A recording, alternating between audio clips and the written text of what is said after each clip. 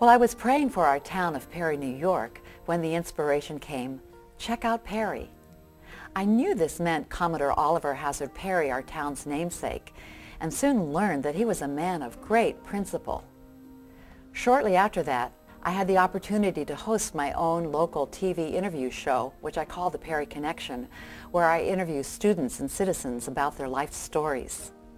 This has evolved into the Perry Principal Project, now in its second year, where high school junior honors English students are interviewing citizens in the community and compiling their stories into a book unveiled at a public celebration.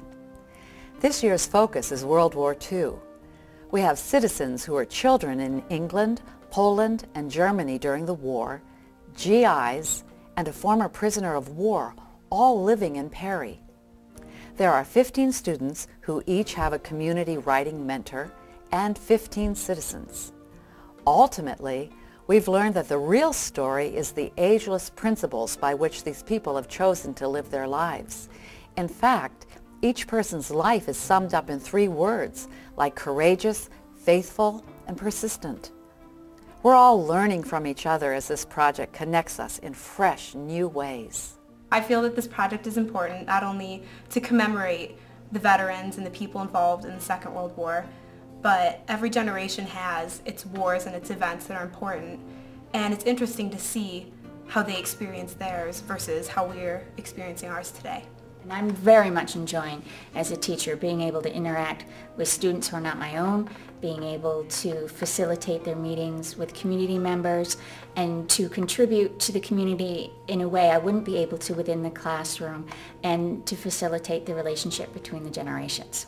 This program is very important, it's very timely, because World War II people are passing away at this point. It's been a pleasure for me to work with Sarah Stefanin on being her mentor, because we have a lot of commonality with her grandfather and my dad being such close and special friends, and their lives being quite parallel. So it's been very enriching for us to get together and compare our stories. It's been a very overwhelming experience that since for how long I've known my grandfather, I still don't know as much about him as I should. And it's really nice to know all of his legends and his stories and experiences throughout war and through his life. The Perry Principal Project has been wonderful and great chance to get in the school to see what's happening and to talk to Joe Lanzone about his experiences, and I think it'll bring everybody together in Perry. The Perry Principal Project itself for the community is extremely valuable in the stories that it tells, in the community building that results from it. And I think we tend to believe that small towns don't offer much, but when we're able to see the kinds of stories that come out of this project, we know that small towns offer a lot, and the people in them are people to be admired and that have long stories to tell. After the war was over, I lived at the Grand Hotel, and we also played in Munich for the USO and the European Radio Network. And I'd always known Mr. Hughes because he taught music at Perry to my parents, who also played the trumpet, and just about everyone else. But I didn't know that he was a gunner in World War II, and on an M16 half-track he wore no protection at all. This was after World War II, coming home. When I was a kid, there was Donald's ice cream store.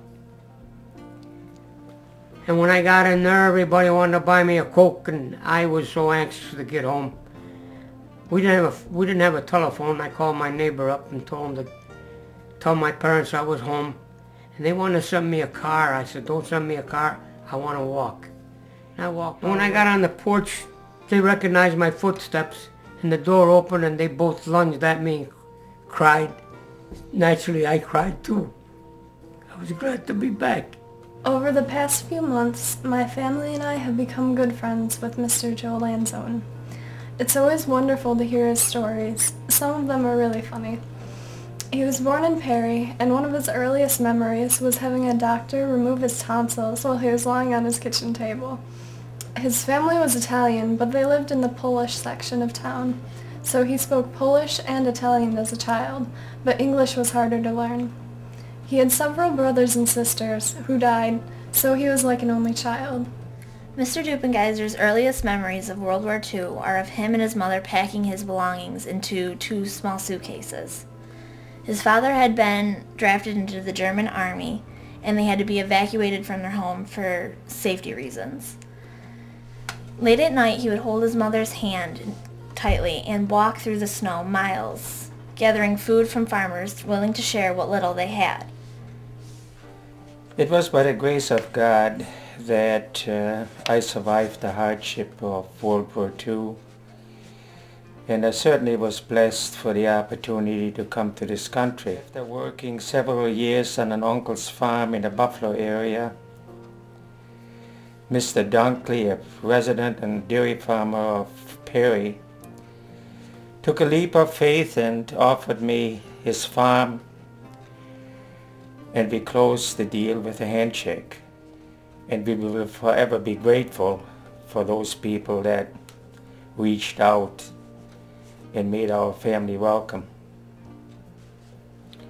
Through it all, faith guided us and faith provided. During World War II, when she was just a little bit older than I am, Amelia Sirica was ordered to leave her home in Poland to go to Germany, where she built burial caskets for Nazi soldiers. Sometimes she even slept in them. Amelia Sirica was in the project last year. In fact, as a result, she received an honorary high school diploma at the age of 87. She's a real sweetheart. Last year, I got diploma from the high school here in Perry. I keep saying, wow! It is happening to me. God bless Amelia Sirica. I'm Robin Finley, and I am the teacher involved in this project, and I have to say that this has been an absolutely wonderful experience for myself personally, as well as for our school, our kids. It's been an excellent way to involve the students that I have with the community, and what's been so interesting about it is that there have been generations that have been connecting and learning from each other, and it's been very rewarding. My name is Josh Audsley. I'm the high school principal at Perry, and the principal project's been a wonderful way for me to get to know the community a little bit more since I've just started here at Perry, and it's been a wonderful way to see how important and how powerful a small town is, and how much history it has, and the adults that are involved in this project, the commitment that they have to their community and to their country, and the sense of obligation that they have to their families and to the community and their country. It's just been a wonderful thing to see, and to share that with our kids here who didn't know some of the hardships that they've gone through, that the adults have gone through.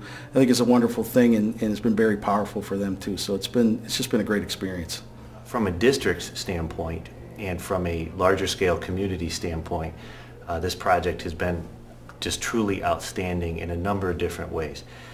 The ability for these kids to make a connection with the history of their community, to understand the leadership that exists here, and really the projection for that in the future has been a wonderful thing.